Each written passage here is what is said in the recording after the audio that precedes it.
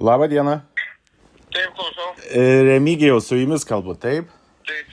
Čia iš Vakarų Ekspreso, ačiū, kad... Atsiprašau, kad čia aš vis neskambinu, aš čia kaip kiaulė, žinai, vis pamirštu, žinai. Viskas gerai, šventą darbą darot, viskas gerai, čia jeigu blemba, tikrai, ir tą savaitgalį šeštadienį aš jau sakiau, paskiau skambėsi, po to į renginį, po to į bažnyčią išėjau, jau dabar, kai parašykau, Jėzus Marija, gal vėl žmogui neskambinau gėdą. Į bažnyčią, vaikščiot į bažnyčią? Šito nežinojau. Jo, dažnas esu lankytojas, aš nesireklamuoju, pirmuose gretuose siekiu, kaip mūsų komunistai didieji sovietiniai. Žiūrėkit, aš turiu jums keletą klausimėlių ir mes turim tokią rubriką metų pabaigai apie 3 dalykus, tai paskui apie tos 3 dalykus kiekvieną paklausinėsiu tokia ekspromto. O dabar aš norėjau paklausti, praėjusią savaitę išlindo ten anonimas pasiviešino, matė turbūt. Jau, žinojau, kad jisai bus iš karto, tada ir buvo įvardinęs, kas.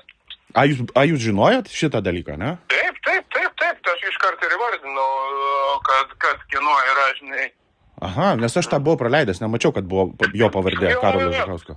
Tiek, tai aš sakiau, kad čia tapino aplinkos žmonės, kad sakau, galimai gali būti, būtent Karolis, nes tai yra jo braižas, kadangi senai aš jį žinau ir senai žinau jo schemas, kaip jie veikia, tai labai panašu yra. Aha, bet tai jis Euruostė buvo, jūs jo nematėt ar nepažinot kaip ten? Ne, tai nepažinau, žinai, kur tu ten 100 žmonių, kur tu esi sužinosi, nematysi. Supratau. Tai kaip vertinat tą jo visą elgesį jau trumpai? Tai reikia suvokti, kad tai daro žmonės iš tos, kaip aš sakau, iš kito pasaulio pusės.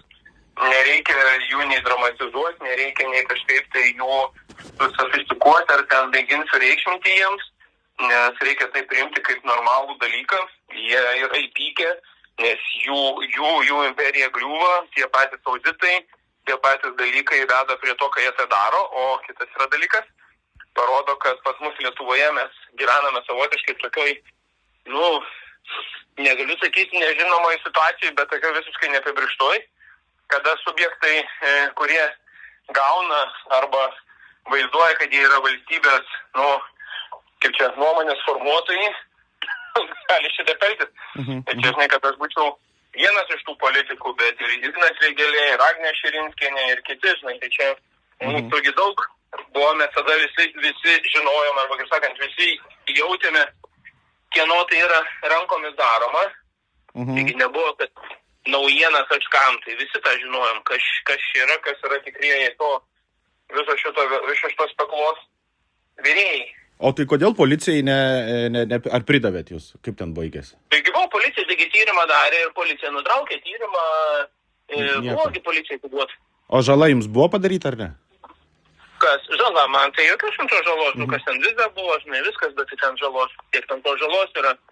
Tai čia aš to žalos visai nesureikšminu ir nematau, kad čia yra problema. Problema yra kitur, kaip dar kartą sakau, kad apsimesdamas kitų valstybės pareigūnų, kitų vardu žmogus daro tokius dalykus. Tai Amerikoje tai grėstų 25 metai ir jau būtų senai baudžiamoji byla iškelta ir matys, mes jau turėtumėm kitus veiksmus šitoje istorijoje. Bet jūs valdžioje esat galite įstatymus pakeisti, ar nesvarstot? Ne, tai ir dabar yra tas įstatymas, yra vis šiek tiek kitoks įstatymas, jis yra veikiantis, tiek, kad mes puikiai irgi tą dalyką žinom, kiekvienas tą puikiai suprantam, kad pareigūnai ir akivaizdžiai ko gero matom, kad pareigūnai absoliučiai netaiko jokių poveikio priemonių šitai žmonių grupiai. Ir mes prisiminkite ir Šurajevo atvejas, ir Nausėdą, kiek jie kolioja, kiek jie derlyje, kiek jie žemina. Čia viskas vyksta be pabaigos, čia nėra, kad čia aš, ar ten pirmas, ar Antanas. Tai pirmiausia, tai iš prezidento buvo šaikomasi, vaikomasi. Ir teisėsauga nieko apie tai nedaro, nieko nesako. Tai čia yra klausimas ir aš nekaičiuoju tam pačiam Seime.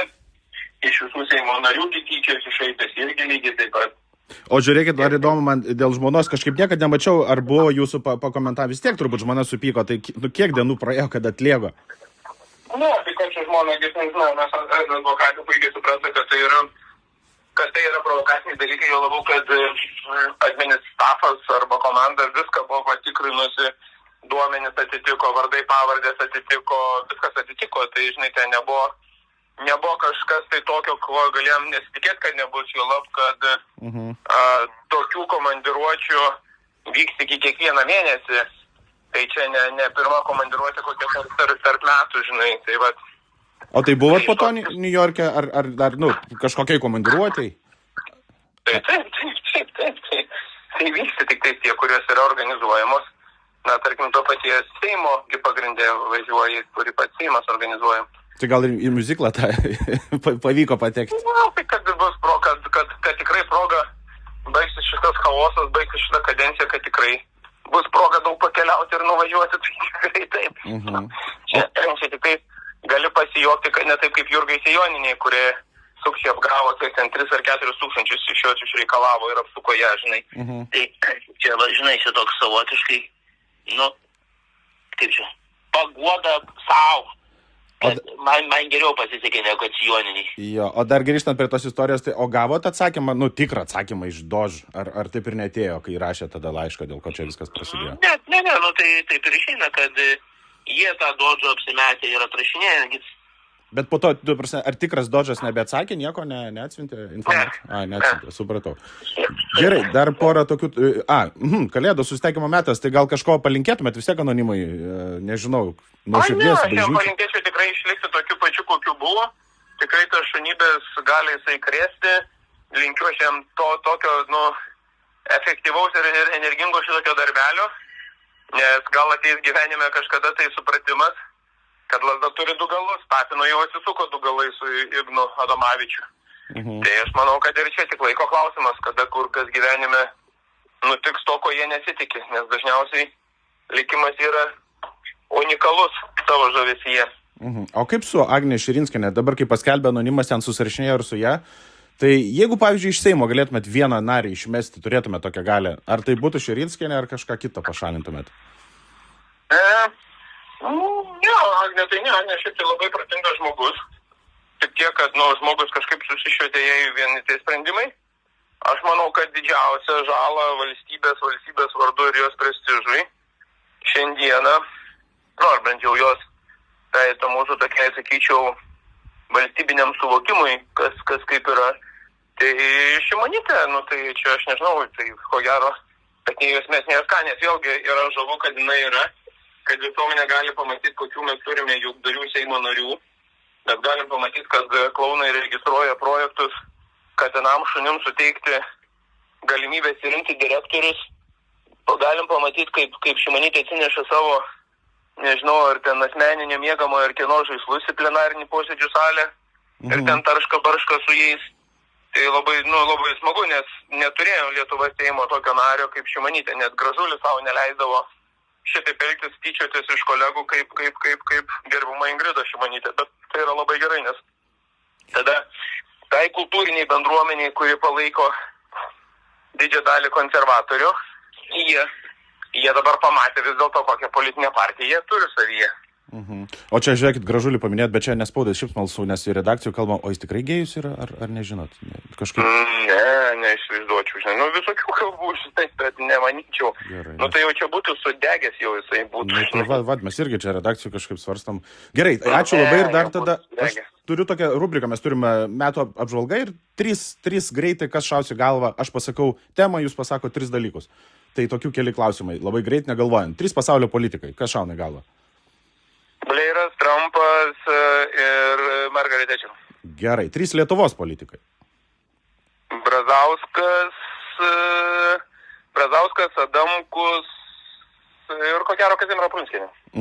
Tada 3 atostogų kryptis, jeigu, tarkim, dabar galėtumėt bet kur išskristi pasaulį. Australija, Europa, aišku, Italija, Ispanija, jeigu iš Europos žiūrint, ir bet kokiu atveju Japonija. 3 istorijos įvykiai? Žalgirio mūšis, Mindaugo karūnavimas, kada buvo įskirsti žemaičiai ir Klaipėdos krašto sausio 15. Tai jūs čia, kaip čia, patinka, kad išskardė žemaičius, ar ne? Ne, tai kaip tik tai prieš, tai ir sakau, labai aš kadangi esu žemaitis, tai man tas šokiruojantis dalykas, kad žmogui buvo suteiktas Mindaugo karūnavimo ir dar dabar jinai Mindaugo karūnavimo diena yra švenčiama valstybingumo. Tai jis skerdė žemaičius, jisai pasiskelbė karaliumi, kas tai buvo šokiruojantis dalykas ir keista, kad žemaičiai savęs negerbė ir dar Mindauginė švenčia. Gerai, toliau. 3 gražiausias pasaulio moteris. Oi, mano mama, mano žmona ir ko gero mano močiutė. Ai, labai saugiai atsakė. Gerai. 3 geriausios knygos. 3 geriausios knygos, tai paskutinė, ko gero, būtų Sarmatija užmirštoji istorija, Aivaras Lileikis, manyčiau. Čerčilio knyga, kur yra Čerčilio iškalbo, kur yra, kaip tiksliai vadinasi. Ir man net neįsivaizduoju, žinau, daugiau iš tų man ant liežuvio dabar užpultų. Kad aš matai daugiau geografinės knygas skaitau, tokias pažintinės knygas, tai net neįsivaizduoju. Gerai, o tada 3 filmai? Bet Lileikis, ko gero, numeris 1 yra Aivaro Lileikio knyga. Gerai, parekomenduosim skaitytojams. O 3 filmai? 3 filmai Ana ir karalius, po to Tadas Blinda ir... Kas čia dar galėtų būti? Neįsivaizduočiau, dabar, vat. Ne, tai iš vaikystės, ko gero, reikėtų, žinai, jeigu iš tokių linksmių greitai ir įsiutė būdavo.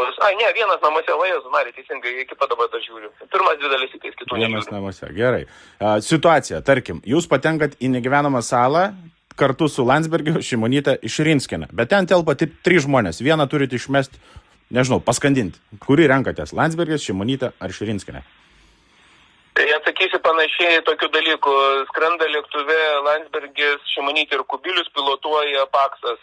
Sako, Kubilius sako, norit padarysiu, sako, vieną lietuvių laimingą. Sako, Sako, žiūrėkit, išmeta 100 litų, vienas tripola lietuvis pasiema laimingas, žinai. Laimingas, patenkinasi, džiaugiasi ir panašiai, žinai. Šimonytė klausė, sako, nori padarysiu, sako, 10 žmonių laimingų. Sako, kaip, sako, žinai, sako, va, žiūrėk, išmesiu, sako, 10 eurų, 10 mėnesių po 10 eurų, 10 žmonių laimingi, žinai. Landsbergis sako, žinai, sako, aš galiu 100 žmonių padaryti. Sako, kaip tu, po 1 eurą padarysiu. Atsisuka Paksas ir sako, žinai, sako, aš padarysiu 3 milijonus gyventojų, išmesiu žymis iš lėktuvų ir visi laimingi bus.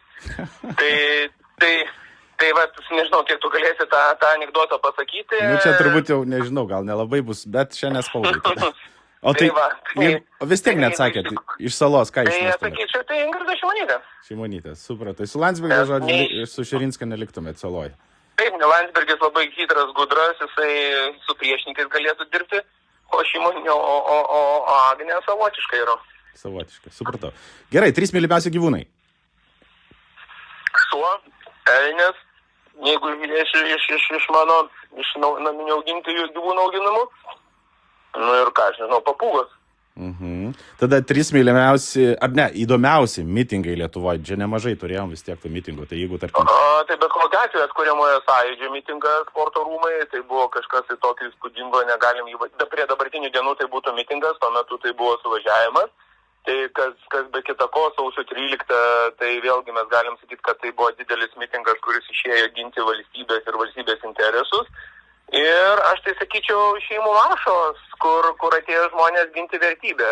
Tai, aišku, baigėsi jisai nekaip, bet idėja buvo fantastinė. Tai buvo kaip savotiškai trečias sąjūdis. O jie ten jau visi išsiskirstė, ar dar ten vyksta tas šeimų maršas kažkaip? Kažkiek gal ir vyksta, bet idėja buvo jų fantastinė idėja. Tiesiog buvo nerealiai idėja Lietuvai, atkurti Lietuvą, bet dėja įsardė. Ir labai nedaug liko 3 žiniasklaidos kanalai Lietuvoje. Tai ką, aš tai, kaip čia labai sudėtinga sakyti, visus aš skaitau, kas įdomiausia, kad aš jų nei vieną neįskirčiau, skaitau juos absoliučiai visus. Tai nežinau, bet gal, sakykime, patikimiausi, kur labiausiai tikit, tu gali būti ir YouTube, nes tie laidos dabar daug tų gerų YouTube kanalų yra, ne tik tais televizijos. Nėra, visos laidos arba visos žiniasklaidos priemonės yra daugiau mažiau suinteresuotos, daugiau savo poziciją, kaip, pavyzdžiui, Vakarų Ekspresas, o ne?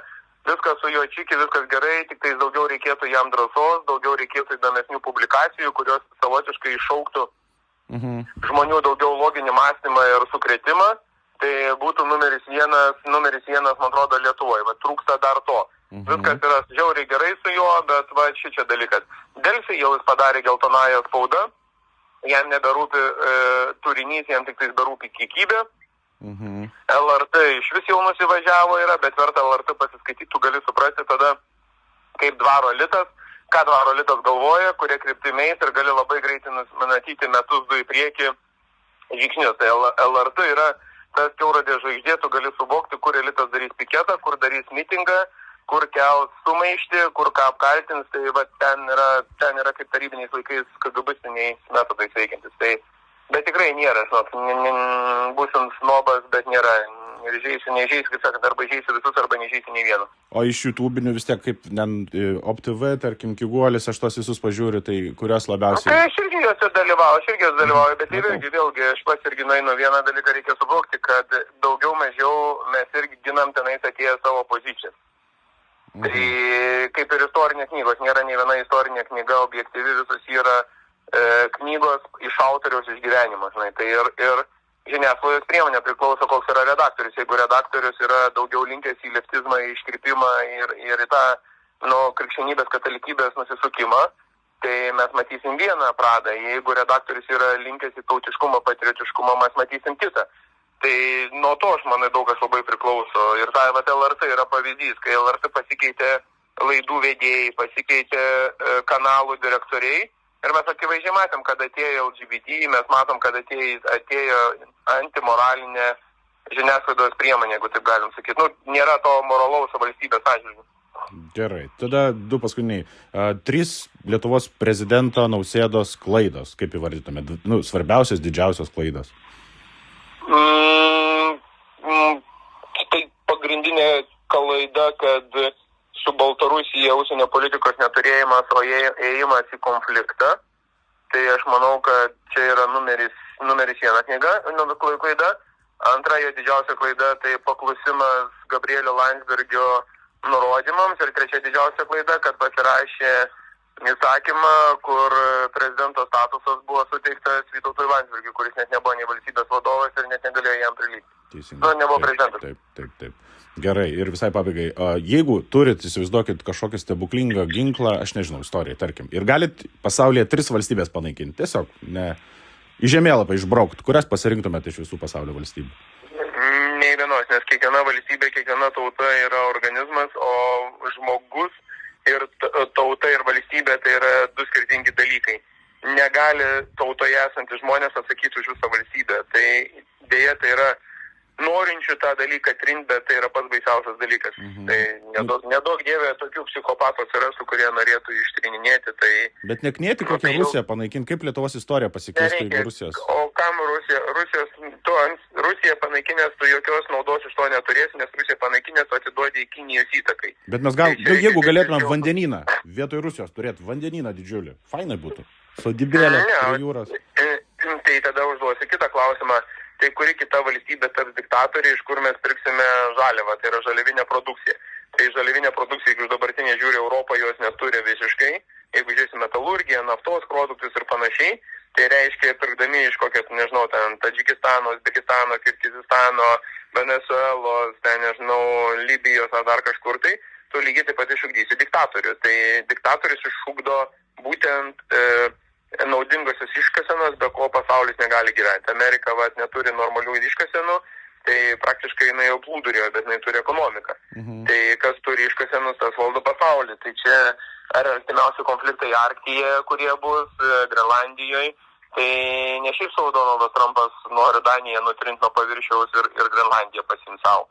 Tai dėl iškasenų ir dėl jūros kelio, žinai. Tai, čia nespaudai pataisysiu, kas sakot, kas turi iškasenas valdo pasaulį. Iš tikrųjų, taigi žydai valdo pasaulį, bet čia jau ne. Jo, tai pasime taip, bet nepamiršk, kad, ką aš noriu pasakyti, kad žydų tautybės žmonių daugiausiai ir valdo iškasenas. Tai, pavyzdžiui, Rusijai, tu pažiūrėk, kiek yra žydų tautybės žmonių, oligarchų, tu paimk Abramovičio, ne? Tai yra turtingiausias pasaulio žmogus. Tai jeigu tu pažiūrėsi jo nuo anglių, nuo metalo, nuo naftos, nuo dujų, netgi nuo atominės, kokią įtaką turi, bet viskas tai yra Rusijai. Tai tau yra atsakymas, ką aš tau sakau, kad žmogus negali atsakyti už tautą arba už jos lyderį. Teisingai. Gerai, tai ačiū. Nuo anonimo pradėjom. Jeigu iš anonimo 3 kartus jūs ten apgavo, pulkino, tai iš tų 3 apgavimų, kuris buvo šmaikščiausias? Vieną kartą apgavo, aš visus ir sugaudžiau. Bet jisai, kai atvažiavote į oro uostą, paskui jisai parašė dar laiškus, neva tai iš Dož, ir dar iš Širinskienės parašė jums laiškas. Jis rašo, kad 3 kartus. Tai čia tas ir buvo, tas vienas. Ir čia tą patį laišką ir buvo, čia viskas į tą vieną ir buvo. Čia per vieną laišką. Jo, jis per vieną tą visą ir darė. Taip. Jis po to tą Agnę bandė pripiršti, aš jam sakau, eik tu, žinai kur. Supratau. Tai gerai, tai aš tada palinkėsiu, kad, nežinau, anonimas kitais metais nebeapgaudinėtų jūsų arba nepasimatumėt, jeigu skambins. Ir toks paskutinis prašymėlis, jeigu čia jau nespaudai, žiūrėkit, o kaip yra su reklamos galimybėm Vakarų Eksprese arba, nežinau, prenumeratą ten Seime, jūs galit kažkaip ten, pastiprinti? Galima, o kas tenais, aš net nežinau, kas čia yra, nes matai, reklamos tai nelabai. Nes mumis į VRK, mumis tiek yra į Rūrinus, kad aš jau net nebežinau, ką tai daryti, nes ten tyrimai mano yra pradėta dėl Šilalės Artojaus, ten jie pastoviai tyrė, žinai. Tai vat mes tai labai stipriai kenčiam nuo šito, ne to žodžių, žinai. Bet dabargi bus, kaip tik dabar bus skelbimas konkursas Žemės ūkio ministerijos ir, man atrodo, aplinka kitais metais turi skelbti rajoninėse, regioninėse žiniasklaidos priemonėse informacijos skleidimas. Aišku, Žemės ūkis ir Vakarų Ekspresas gal nelabai. Tinka. Mes visą Vakarų regioną paėmė.